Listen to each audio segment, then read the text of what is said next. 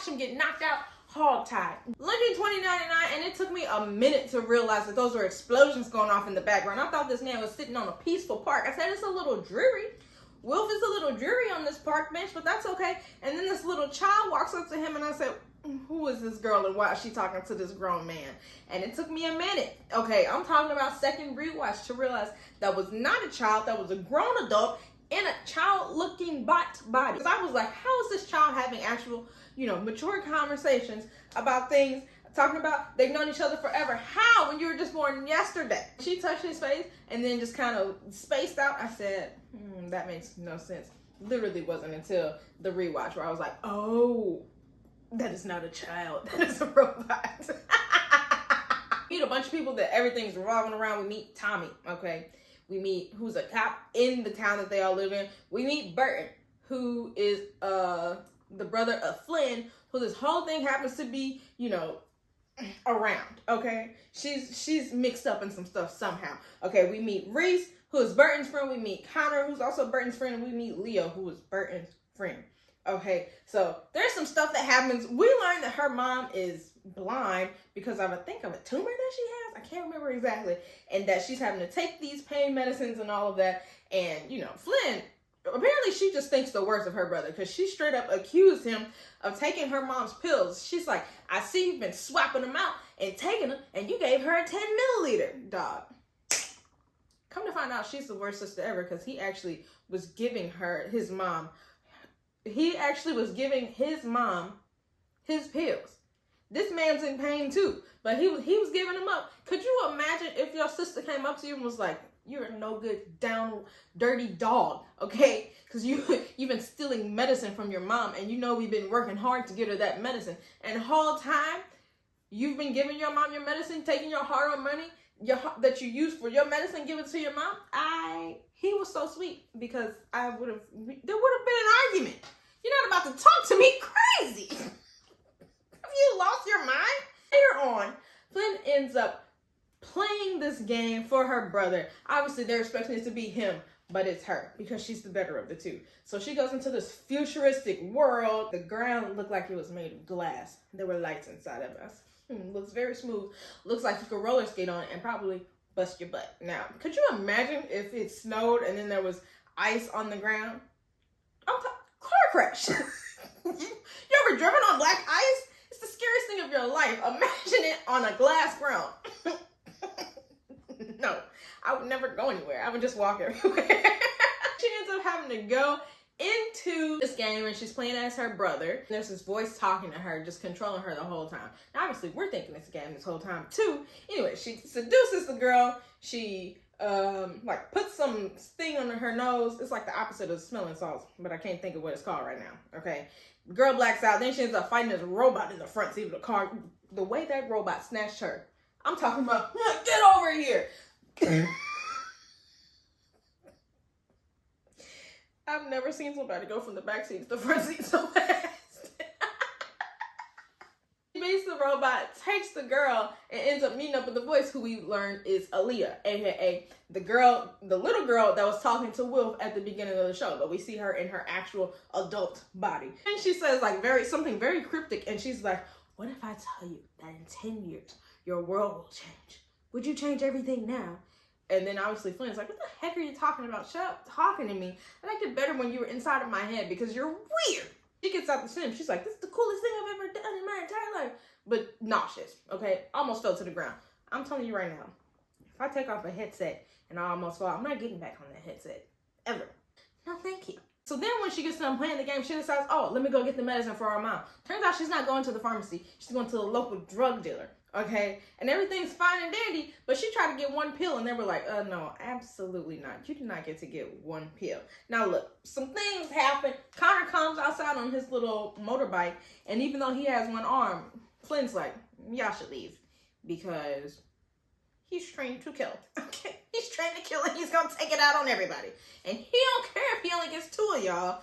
He's still good, okay? He does not care what happens to his life. They give her the one pill. The guys go back inside, and we think, oh, okay, cool. This must be the head honcho of all the illicit activities and things that Charlotte's selling. And it was, right? But he's mad at them because he's like, y'all got punked by a guy with one arm. If you had just given the girl the drugs, cool. But no, you didn't give her the drugs. Then you got punked by a guy with one arm, and then you gave her the drugs. Okay? Where you standing, okay? You stand for nothing, you fall for anything. They fail. Honestly, he's mad at them. What does he do? He busts that guy's face. I said, why would you? Mr. Pickett, you didn't have to do that. You told that guy to drink so he could calm down, and you did not have to do that to him. Oh, no. I'm not working for you anymore. I'm moving. I'm leaving. Because that man carried that busted face throughout 2 more episodes. It didn't heal. Okay. In that moment, we learn Pickett's the head honcho. Also, Jasper is his nephew. Okay, and Jasper is married to Flynn's best friend, Billy Ann. Okay, so now we already have an entanglement going on, right? I said, this is not going to end well at all. You're already crossing people. First of all, how do you even become best friends with somebody whose uncle is a drug dealer? Yeah, no. Keep your friends closer and your enemies closer, but I'm going to keep my enemies far away. We don't have to have this kind of friendship. Flynn ends up going back in the doggone sim, okay? She gets back in the sim, can't move. Why? Because Alita's a masochist, or is a sadist. Alita is mean. She's rude. Was she trying to teach a lesson? Yes. But you did not have to take my eyeball out to teach me a lesson. You could have punched me in my sternum to do that. I took it out and said, control it. It's not happening to you anyway. But it's like, don't you know what you sent her? That's the thing that really got me. It's like, you have no feelings, no regard for my life. You put a headset on me, makes it so I can feel everything, and then rip my eyeball out, and then you're like, control it, get the best of it. Okay, first of all, I'm trying not to die. Okay? Once the body goes into shock, death, and you're over here playing games with me like it's a game. And it's not a game. We thought it was a game, but it's not a game. Anyway, takes the eye out, puts the girl's eye in. You said, whose eye is that? The girl that she kidnapped at the beginning, okay? There's a lot of crazy stuff going on. She comes back too, and they break into some underground facility with some upside down pyramid. Do we have any idea what it is? Has something to do with the Research Institute, okay? Has something to do with those people whose party she crashed at the very beginning. She puts his eye up to it. Why would you have an eye scanny thing that hurts? That's what really got me. Why would I want to scan my eyeball if it hurts? Why was it scanning it right in the middle? You're trying to make me go blind. The security guy came there with the head honcho. Okay, came down there. I just want to know one thing. What was Alita's plan with the scalpel? Okay, she took a scalpel. She watched Burton get knocked out. Watched him get knocked out, hog-tied. Watched it. And then what does she do? She takes her little scalpel and runs. Like she's never run at all in her life. You were an orphan. I know you know how to run. Why would she run like that? It's almost like she didn't want to win. You think Flynn's gonna get out of it, but she don't. They take her out. She realizes robot hand. Oh my God, what's going on?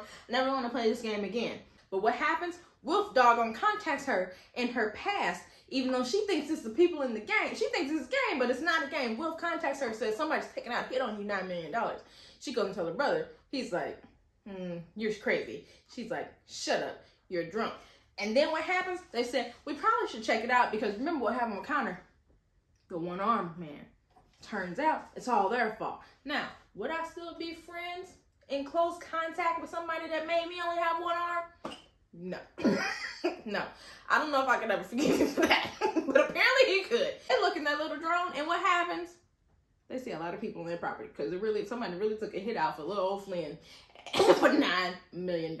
We still have no idea what is going on in this show. Was it great? Absolutely. Can't look away. I'm loving every bit of it. But also, I have no idea what's going on here. We have no idea what we're saving it from. How was it 2099, but she's talking about 10 years? What happens in 10 years, Alita? And why did you take my eyeball out? What did you think about it? Okay, and who's read the book? Don't give nothing away. Only give it away up to the point of the episode, okay, if you do. If you say the end of the book on episode 1, I will block you from this channel. I will block you for life. You'll never be welcome here again.